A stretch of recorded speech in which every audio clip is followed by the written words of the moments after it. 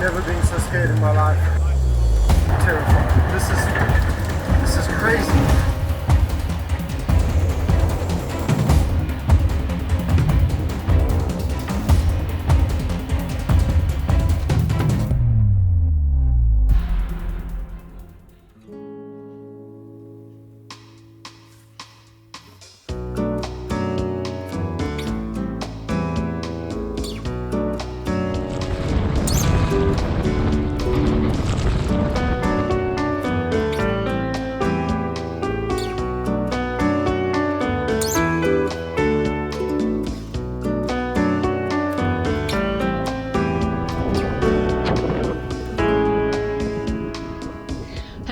Welcome to Carriacou, which is one of the islands devastated by Hurricane Beryl. Yes, we're sitting in Tyrrell Bay, surrounded by sunken ships and beaten up yachts. Yeah, we've been here about a week now, and I can tell you that it is as bad, if not worse, than the pictures show. Yeah, so normally at this point Judy would say, I hope you like the film, but that's probably not appropriate in this case. I don't think it is. I think instead we want to offer our thanks and utter respect to those who shared their stories with us. Coming up, Carriacou Island flattened. Barely a house or tree left standing. Boats crashing like dominoes. A catamaran flipped. And carnage in the mangroves, where it's supposed to be safe.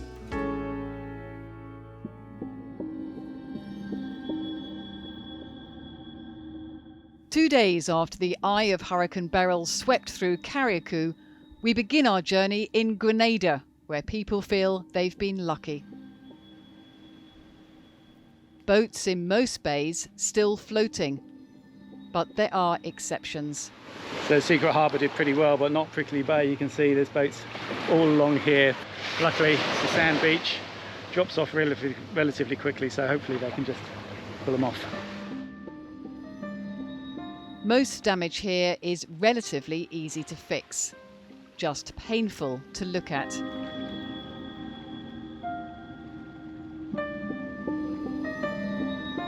No one wants to see a boat on a beach. Whatever the weather and aftermath of the storm looks like here, though, it is nothing compared to the total destruction of islands further north.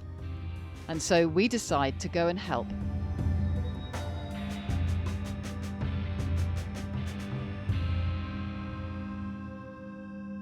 So we're in the final preparations of getting ready for going up to Carriacou. You might be able to hear, we've got the generator running up on the bow. It's actually the first time I've had to use that. I wanted to test it because we might need it there. There might be people that are in need of power and we can lend them the generator, but also want to get the boat up to power as well, because we've had a couple of cloudy days, and yeah, it's as well to have the boat as full as possible. We're going to be doing a lot of editing and charging of stuff, and maybe charging of other people's equipment as well. So yeah, get everything ready, got the water running 24/7, try and get our tanks as full as possible so we can give people water if it needs it. And yeah, try and get everything else ship shape. I'm just going to do an oil change now because the boat needs that before we go up. As we set off, one of the first things we see is a boat being towed down to Grenada, one of many making their way south. As ever, the breeze is good and we are sailing.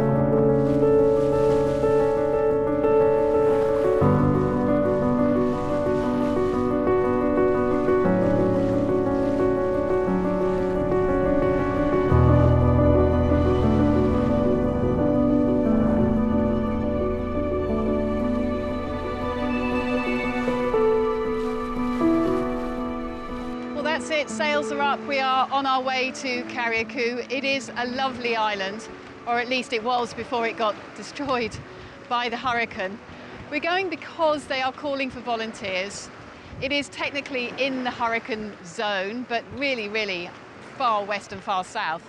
But our insurers are not insuring us, so we're only going for a few days, but they are calling for volunteers, so there are things we can do. And of course, we're going to raise awareness. Steve is fishing. Well, every opportunity to do some fishing, as long as no one's relying on me to catch them food. We have got enough provisions. I think we've got provisions for ourselves and take what we can over there. But yeah, I mean, one of the things we've got obviously is the Starlink as well. So the Starlink is really useful, not just for us because we can get those pictures out to you know, anyone anywhere, but we'll take it ashore. I've borrowed another lead from Cole from the adventure cruise, and so I can now take this onto the island, put it up there, and people are going to need comms, so it'll give them a chance to do that. So yeah, hopefully we can just be useful where we can. On the way, we anchor off Ronde Island, which before the hurricane looked like this. Now it's been ravaged. Every branch and green leaf swept away. The next morning we leave early for Carriacou. We're just coming up to the shipyard over there, and you can see they've been destroyed. Most of those boats are just wrecks now. There is wreckage everywhere. Any boat left in the harbour during the storm either sank or ended up grounded on the small beach. Even the ferries. Now, like many of the islands around here in the Grenadines, there are hurricane holes, which are little bays or gaps which are safe from hurricanes, supposedly. Yeah, and Carriacou has got a very good one. If you look at the charts here and look at the satellite imagery, you can see it's got 360-degree protection. It's the sort of thing that people swear by in these sorts of situations, to go in saying, you know, you can tie into mangroves and you're safe as houses. So we're heading in now to have a little look, find out what's going on. It's what, 10 days on now? It is. I can't actually see the gap that we're supposed to go through, so... No, it's down the end here somewhere, I think, of the end of the mangroves. So you can see the wreckage already. As we enter the mouth of the lagoon, my heart sinks. The owner of this boat was aboard during the hurricane. She is fine, but like many others here, she had a lucky escape. There are just broken boats everywhere. Yep. All these are lost their masts. Wow. It's a warren. It hasn't done too badly, actually, the warren. Some boats have made their way out, but most are still stuck. And this is why.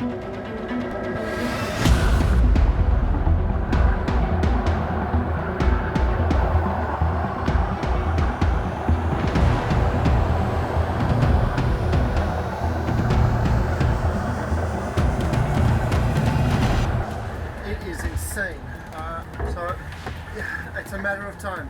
Either a piece of mangrove is going to come through the hull, or that boat next to me is going to make punch a hole. I'm terrified. This is crazy. It's blowing. Just kicked over 90 knots. She's gone. I can't see how she's going to survive this. Yep, there's a crack. I'm punctured. I've got to do something about that. If she goes down, I don't know that there's anywhere to go. I think I'll just climb onto one of the other boats and hope they don't go down.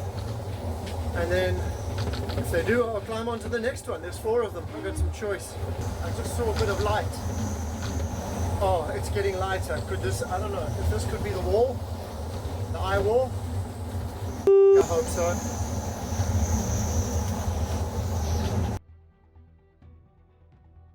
I'm trying to get a view of the other side, where all these boats came from. But it's carnage. Every one of them damaged.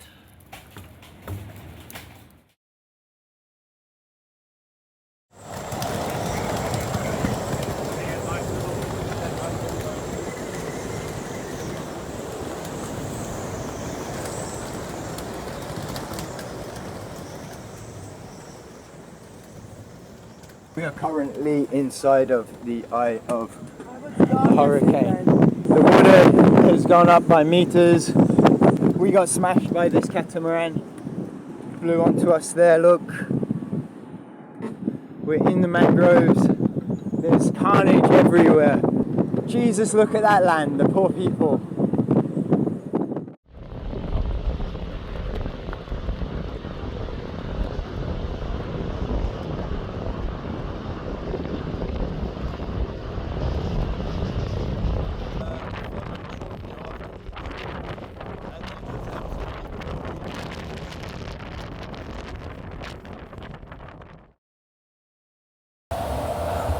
So we went through the eye, we had 10 minutes of calm.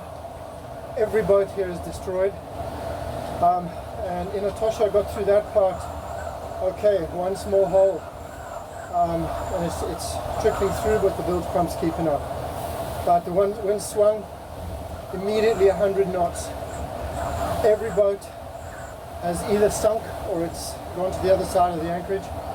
And Etosha's mast has come down. It's lying in the water beside me. And it hit the windshield, which saved my life, I think. Look at that. Unbelievable. But I've just gone forward to check on my lines. And now I've got the wind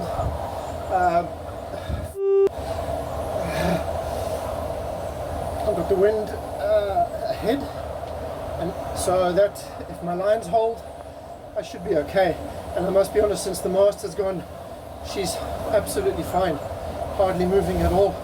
Now I've got the lee of, they're not trees anymore, they're sticks. There's a swell coming off the ocean, it's breaking right over. We're probably about 1.5 meters higher than we were at the start of the storm because of the surge. Shit, my adrenaline is f***ing pumping. Today, at the bend of the lagoon, a group of about 40 boats are on top of each other in a tangled mess. Those on board are still traumatised.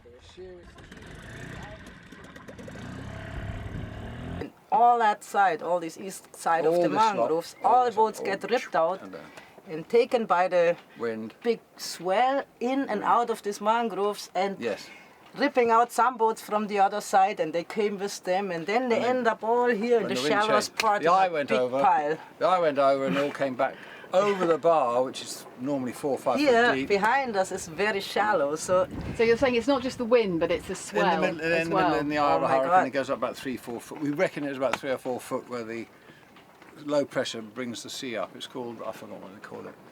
But a big hurricane will go up 2 or 3 meters. anyway, the water rises, and then it brought all these boats here where they now cannot leave because it's too shallow to just The pass. boats in there with 8 foot, 10 foot draft, well 8 foot draft. There's no way normally you can come here. Yeah, But in this yes. kind of conditions, yes, that's what happened. And were people on board? Yes, my friends, they were over there. There was like Yeah, 4 that's- people and 4 in the big dogs on boat. this one. And in this boat, this big boat, they mashed 3 windows, and they told me that this boat had the mast in the water, was heeling 90 This degrees. big boat here. Wow. This 90 degrees. big boat here, it And weighs they- 40 tons. Yes. That's Gus and My friend told me a story. He was Sandrine and over Mark. there, and at one point, another boat, the anchor let go. oh god. And that boat was coming down on him, and he got pushed under the water. In his boat, he was inside, everything closed, and he's looking out his window, and he sees the keel of this other boat on top of him getting pushed under. His boat was pushed under, water coming in everywhere. He thought, okay, this is it. A lot of people are very traumatized. Yeah, I bet. As we carry on past the pileup, we see catamarans that have completely flipped. With their shallow drafts, they were able to tie up deep into the mangroves. It didn't help them. Massive lagoon, completely flipped.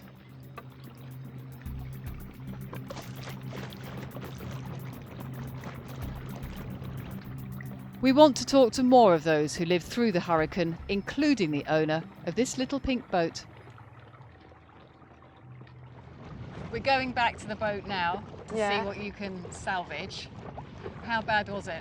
A lot of people were freaking out, some were just beginning to do stuff. My boat was in here, The in boat this was in the boatyard. You land, look at this yeah. place. And do look at it. Carnage. The high winds bashing against the rigging caused a domino effect. One boat knocking onto another.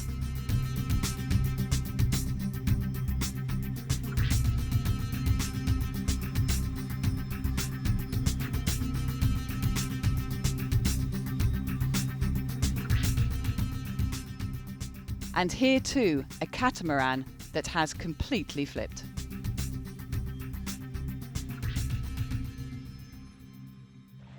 The last day before we said I was booked to come back in the water, and it was a bit, shall we tie one boat down? Shall we keep one in the mangrove? Yeah. Shall we stay on the land? Shall we have one on the land? Running wasn't really an option because our boats are slow Finally, sometimes. while 10 catamarans was coming out, the only one to come down in the water was Anthony. And it's the only boat that's left out of those 10 boats that got moved that day. Yeah. So, but I cannot tell you guys that going in the mangroves is a bad thing. I highly believe it's the best thing. One of the most difficult things here compared to other places we tried to go in was the politics that's involved with it. We couldn't really do what we wanted to protect the boats. Yeah, we didn't feel that we could do what we wanted to protect the boats, even if we could get them to a sort of space. That was the thing, Yeah. Yeah, it was filling up pretty boats. quickly, eh? Boats were constant. There was just a line of boats going into the mangroves for a couple of days. And so finding a place that looked safe without annoying other people as well. Yeah. I felt there was politics of this place is for fishermen, this place is for catamarans, this is, you know what I mean? And there's 3 different people telling you different things. So really it was the politics that made it difficult to get a place that we wanted. But at the same time, at the last moment, we looked at all of the fishing boats tied up on the far side, which should have gave us protection from the first wave, which we believed was going to be the stronger wave. So I thought they were all in the best place. I saw one place with them, they all know what they're doing. They're in the sea every day, every year. They've lived through hurricanes before, they know where to put their boat, they know the island. But at the end of the lagoon, we've seen 3, 4, 5 catamarans that have flipped over. That must have been terrifying. Yeah. Well. Yeah, but there were only one, which was people. There were people that got injured, but they're okay. What I can say is that really, honestly, we did the best that we could. We did everything that we could, but finally, it's down to luck, or God, or chance, or whatever you want to call it. Because I would have taken that place if it wasn't for the politics, where the catamarans were landing. We were thinking of taking maybe a catamaran next boat together. It was an idea. We saw them coming in here and we said, it's a perfect boat for the tropics. The catamarans can go straight up there, eh? Yeah. Let's get a catamaran, then we've only got 30 centimeters, we can go anywhere. But once we saw them start flying, we said no, this never. is a friend of ours boat, Chloe. She's was an an English English girl. She was on the boat. That was her racing boat and she stayed on board that night. Wow. She lived that. There was so much wind. We are actually inside of the hurricane and we are totally smashed.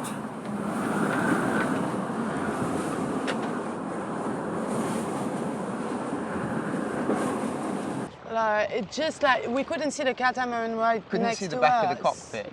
We couldn't see. In some of the gusts. And so you see a catamaran just drifting, then there is a gust, you see nothing, and then you can see again, and there is a catamaran. The catamaran is returned somewhere. It's. We tied up, and the whole night before is pure stress, thinking, what can we do? Can we improve our chances in any way? This blue boat from Randy, when he came in, I also realized that I might sink, really. Because before he wasn't there and I could have some more space. And when he came in, I was like, I don't like that at all. Really. Yeah. So this is your boat here, this pink one. Are you taking Pink one, You're all in a line, were you? As you are now, but obviously not quite as close. Spread out a bit more. So In the morning, the black one came in and we said, okay, we can live with that. Hey. Yeah, but then when Randy came... But this how was a close beautiful were boat you? that sunk. How close This was were a you beautiful tied? boat. We were a lot less tired. Yeah, there was a boat space between every boat, Yeah. minimum. And the space that's between Lou and the black boat also existed pretty much like that. It was a bit straighter, but... Once all this began, because all these sides were full of boats. Yes. Once all this began to drag, it dragged this anchor that way, because they were all going that way at the time. And so it stuck my boat into the mangrove there. And at the second wave, apparently that boat just sank. Like, he couldn't see really anything, but that boat just sank next to me. And that's what, So how That's did, the how result did of your it. boat get there?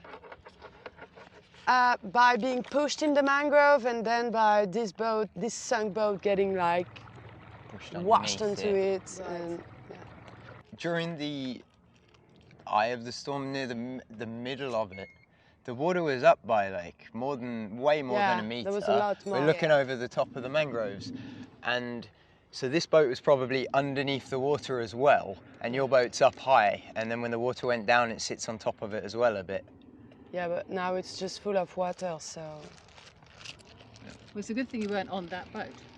Yeah, no, we did good. We Said we chose the safest boat to stay in. Yeah. And Anthony managed to go further, so we said it's the safest boat, so we stay on this one. Okay. And we didn't want it to stay separate for a big thing like that. And we did good, I think, because. But you could see what was happening all around. Yeah. And how did it progress from when the first wind started to come? I was up all night. Yeah. I didn't sleep until the sun was up the night before the storm. I was doing everything I could. I was tensioning, I re-dragged the anchors, I dropped them out on the other side and took the halyards down, tied everything down the best we could, eh? And when the morning started coming, we began to have lightning, a lot of lightning and some gusts and some wind, and I came to bed with you, and then an hour or two later you woke me up at with 8 it began it was there. to get strong. Yeah. But strong as we think, wow, luckily it's not gonna get worse than that, and you're like, it's strong, but it's probably because we are protected by the mangrove, we can feel only that and it's gonna be okay, and then it just gradually more gust and more stronger brutal, gusts. loud noises, hey? We don't know what the noises are, but in hindsight, it's everything in the boatyard falling over. It's those masts Mark's talking about, the falling over. Mark's boats are here. Right. Masts everywhere falling over, eh? No, it just gradually, and you think, oh, that can't be worse than that, and it just gets worse. After the eye, babe, that was the most savage for me. I know you might have thought it was stronger in the first bit, but no, I'm sure the second bit was stronger. We came out in the eye and we looked, okay, wow, what a mess. And some of the house was still standing here because it was protected by the wall, but the second one was something else. The second Look, destroyed it's coming from everything. the sea really. as well. When it came from the first bit, we had a channel this wide, just over there, and there was big waves inside the channel. The reach is just from there to there, and there's big waves that sunk a fishing boat right next to us. That fishing boat sunk in 10 minutes from the waves that were inside these mangroves. Yeah. Around the corner. So in terms of the mangroves then that should have held, was it just too many boats, too much power trying to rely on The it? mangroves sort of like I mean, look at the mangrove. Look, the there is mangroves, no leaves. We couldn't see through when we entered in there. Like, it's just got, look at the trees, it's the same. You know, it's just... The mangroves just got took it individually. Everyone chooses a nice strong branch, but your boat might break that branch. All the leaves gone. We couldn't see through, could we, before? Now we're like, actually... The only way to get on board Lou's boat is to climb on the boat next door. All right. Just to make look like there is a lock, but... It is a sad sight. So... We might take... What? This is Waddy Rum. This is my lovely little boat. So is she taking on water? Yeah, loads. How do we get this out? Here it is, full. She's gone. There are still things in there that you can retrieve, like more clothes. Sentimental. There is sentimental things like I have the old plaque. I don't know how to say it. Yeah. The plaque of my dad's boat when we were little, and so I want to get that, and that's why I wanted a screwdriver. There is also it's stupid, but the spices stuff. Like I have a little shelf with for cooking. From your grandfather. with the spices on it, and it's coming from my granddad, and it's something that I saw since I'm little. So I want to get those things, you know. And I also have a almost brand new sail that we want to get. Yeah. Yeah. No, I think we'll fit this in the dinghy. Fine. Yeah, we will, yeah. Easy. Yeah, it's small. not so My big. mom took it by plane in her luggage. Did she? Yeah, She's so kind, Liz, man. she's just always bringing me stuff. That's my mom. She Right, make those sculptures, and I put one on the front of the boat. It had a hat. It had a hat, but the hat's gone. I might have to redraw his nose a little bit. With the last memories retrieved, there is a silver lining to this story. Another couple, whose boat was damaged but not sunk, have given their boat to Lou. She is now anchored next to Anthony's boat, which is the one that probably saved their lives. So what happened basically is like just after the weekend we came directly to have a look at my boat, and we saw that. And we saw that water was pretty much that height in it, and we said, okay, just grab stuff. And so we didn't even knew what to grab really. That was like just taking stuff out and bring it to Anthony's boat that survived. And so we did that, and we were living in like 1 square meter for like a few days, and with all of my stuff in his boat, and it's a little boat. So I told them that my boat is like that, and they basically gave it to me. It's just like, very kind of them. Amazing. They're so kind. They were the loveliest couple. They are the loveliest couple, and this is their second hurricane, and what they must have went through with that. Imagine they were tied up next to that boat there. They were there, and they were tied up next to that boat, and this whole thing was full of boats. The whole thing got ripped away, They were and they were heading out to sea. On the boat. The eye came, and they all got blasted up into that corner. And they're awake, they're tied up next to the other boats, going through that. And they were okay, thankfully, and amazingly the boat doesn't seem so bad. So how do you feel about starting again? I'm not yet, like, I know that everybody's happy for me that I have a new boat, and but sorry. But this is your boat. Yeah. Doesn't feel like home. Oh, yes. This feels like home. Yes. And now it's just a grave, like I could put Ep119. Yeah. It's just. We can make it pink. Make the other one pink. Just needs a bit of sun. Yeah. Yeah, I need time, I think, to. And I really would love to refloat. Inland, if anything, the destruction is even worse. Entire homes razed to the ground. Others with the upper floors shredded.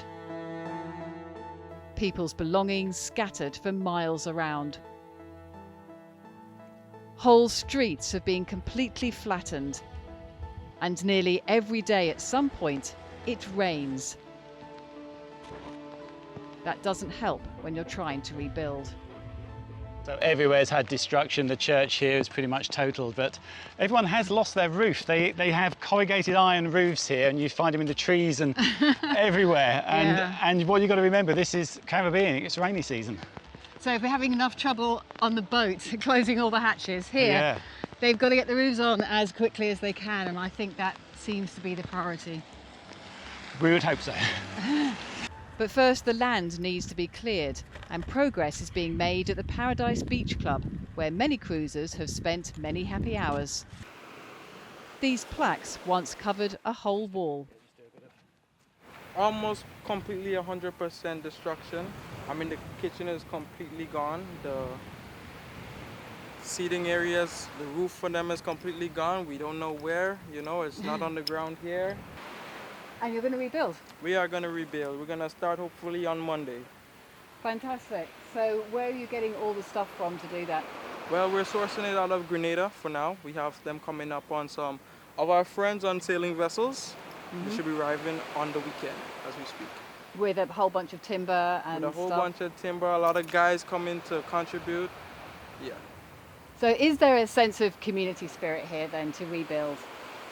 For us at Paradise Beach Club, there is, you know, we're pushing very hard for reopening. You know, we have to help our community as a restaurant, serving food and doing what we can to do. I'd say more along in the village, we could do with some more unity and cleaning up together in the whole village, or the whole island per se. Aid is coming into the island. Ships from Grenada and Trinidad are making sure there are volunteers on the ground. Water for anyone who needs it. And food in the supermarkets. Back in the mangroves, there is no outside help. Cruisers and local residents are all pitching in, beginning the slow process of getting boats out. One of the prettiest boats we've ever seen is on her side. So Susie, she is a beautiful boat. Yes, she is. She is. She was built for me by Spirit Yachts in Ipswich, finished in 2008. Coaxial red cedar. Very strong construction, but not strong enough when you've got, I don't know how many boats coming over, breaking loose and bashing into it in a hurricane. So that's what happened. So do you know yet where she's holed? There's one hole here that's repaired with goop, and we think maybe there's another on the other side, but until we can right her, we can't, we don't know. And have you lived on her for a long time?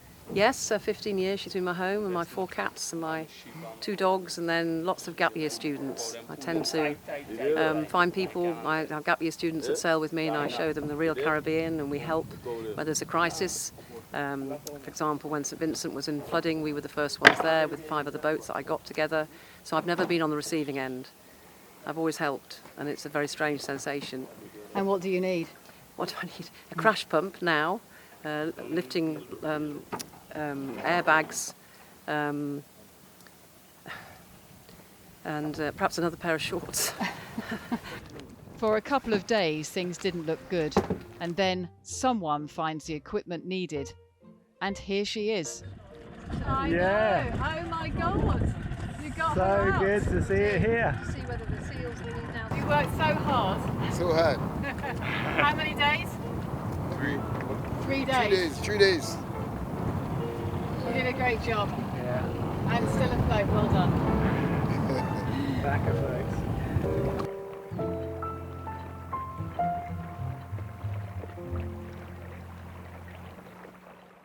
I am so pleased they got Susie's boat out. That was such a relief. It was touch and go, it really was. We thought we were going to lose that boat and others around here. So many people in trouble, and with that boat we were trying to makeshift with barrels to use as flotation. We didn't have proper crash pumps. We tried to bring something up or get something in, but couldn't do that at the time. Now we're managing to get things into the island, but the lesson learned is that it's got to happen quickly in a situation like this. Well, I say we, it's Operation Cruisers Aid. They are the ones who've managed to get a crash pump in. I think the first day it's operating is today. And also flotation equipment to get the other boats out and to help other cruisers. Some boats have got out and they are either here or have gone back to Grenada. Lou and Anthony have gone to Grenada. But Operation Cruisers Aid could do with some help financially, so we'll put a link to the charity in the description, so if you do want to help you can. But on long term, these boats are going to need help as well, because most weren't insured. Yeah, we're not insured at the moment to be here until we go back further south out of the hurricane zone. We're not going to, we've lost our insurance. So yes, a lot of people in trouble here. It's their homes, and the scale of the problem here is what made this massive effect. Normally, of course, cruisers are very good at helping other cruisers and helping people ashore in these sorts of emergencies. We can bring things in. We really can make a difference, but in this case there were probably 200 yachts in there, and every single one of them was in trouble. Everyone probably lost 50 boats or more. I don't know what the count is. So yeah, it needed outside help. No one was here to get outside help, so that's the lesson learned, that in future, if it's going to be a hurricane season like people think it might be, then something's got to be set up so that instantly those sorts of things come in, so people don't lose their homes. Yeah, I mean, not talking massive salvage equipment in the initial initial stages, we're just talking a crash pump and some flotation devices. Such a small amount, and a small amount of money, and some people that know what they're doing could have made a huge difference here. And so, yeah, it's a shame we couldn't get that going. But now, we have got a situation where you've got some boats that are damaged, that do need things going. So the raising money to help those people, a lot of those people, like Lou and Anthony, who we showed in our film, haven't got the money. They've sailed now to Grenada in boats that have been grounded. So it's not ideal. They're going to need help. Those boats are going to need help. I don't know how his mast is staying up, actually, Anthony, at the moment. He's just holed up with string because he's lost his spreaders.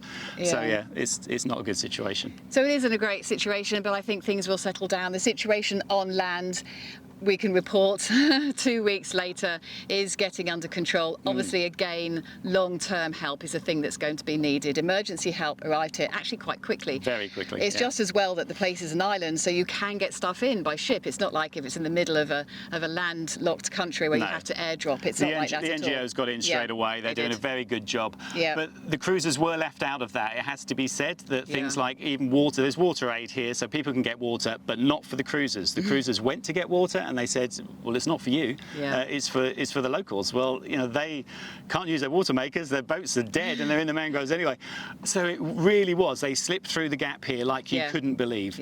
So that was a big eye-opener for us, you know, just the scale of what that problem was. Exactly. Well, we are now going to be leaving. As Steve said, we're not insured here, so we're going to be going back to Grenada and then on further south until the hurricane season is over. So thank you very much for watching. Thank you to our patrons. I know some of you have already contributed to Operation Cruisers Aid. Thank you to our subscribers, and thank you for watching. Thanks for watching.